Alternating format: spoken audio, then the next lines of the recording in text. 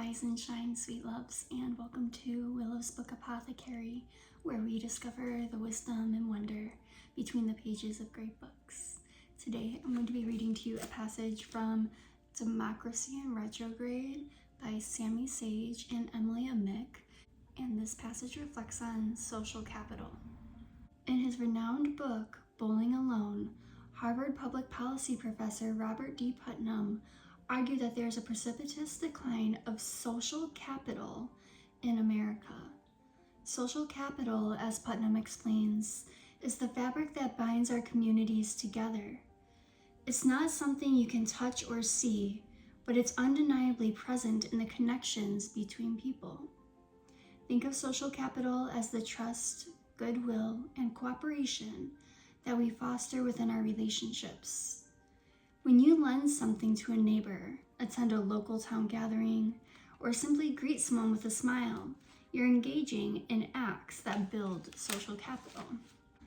As Putnam discusses in Bowling Alone, there has been a notable decline in face-to-face interactions, leading to an erosion of social capital. Most famously, as reflected in the book's title, Putnam pointed to the decline in bowling leagues as a metaphor for social disengagement. While more people were bowling than ever before, league bowling dropped by 40% from 1970 to 1993.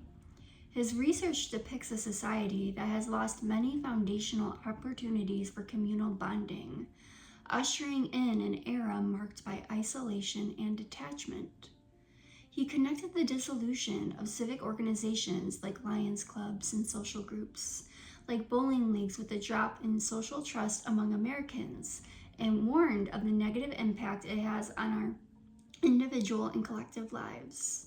He wrote, "The single most common finding from a half-century's research on the correlates of life satisfaction, not only in the United States but around the world, is that happiness is best predicted by breadth and depth of one's social connections." But it's not just the cratering of bowling leagues. Putnam highlighted that between 1965 and 2000, there was a 58% drop in attendance at club meetings, a 35% reduction in having friends over, and a 43% decrease in family dinners. This decline in socializing within bowling leagues and more represented a broader societal shift away from communal activities and toward individualism, socioeconomic stratification, and isolation.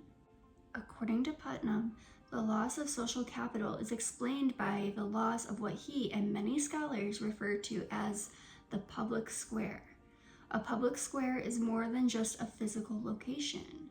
It's a social construct, a gathering place where community members come together to meet, debate, gossip, and simply connect. It's the local church where neighbors meet every Sunday, the village center with community spaces, or the farmer's market where local economies are supported and personal connections are made. It's a space that fosters dialogue, nurtures relationships, and shapes community norms and values. I have lived in two places that have very distinct and different personalities. I'm from the Midwestern United States, and I also spent some time living in Hawaii, and it really allowed me the opportunity to look at the social capital between those two cultures. I have two questions for you today, sweet loves, and the first question would be, how do you currently engage in civic life? And is there any form of a public square within your community? If this passage resonated with you, I would love to hear your thoughts in the comments below. And if you would like more daily literary wisdom, then hit subscribe. I'll see you tomorrow.